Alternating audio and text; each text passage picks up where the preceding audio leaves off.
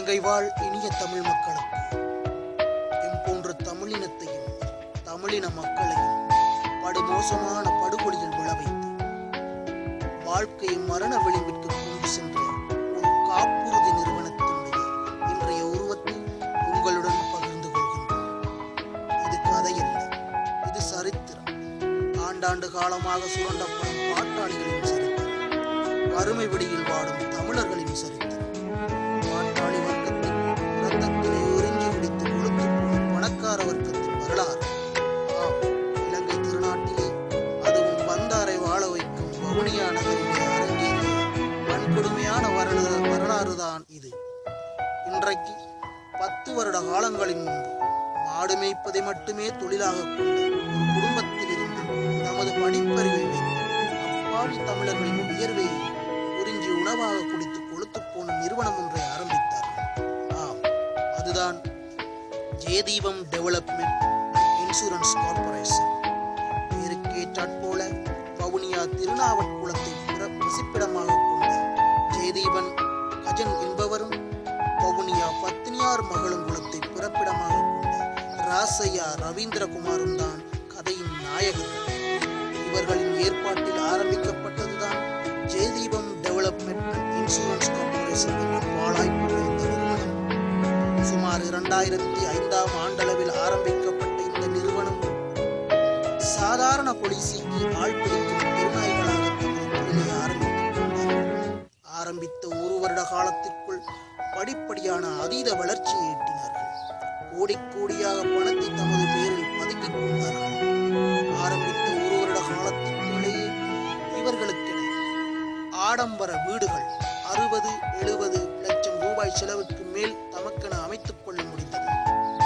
சொகுசு வாகனங்கள் என வாங்கிக் கொள்ள முடிந்தது. திருநாவட்குளத்திலும் பத்தினியார் மகளங்குளத்திலும் இவர்களால் நிர்மாணிக்கப்பட்ட வீடுகளை தமிழின மக்களே நீங்கள் கண்கூடாக காண முடியும் என்பதை இவ்விடத்தில் சுட்டிக்காட்ட விரும்புகிறேன்.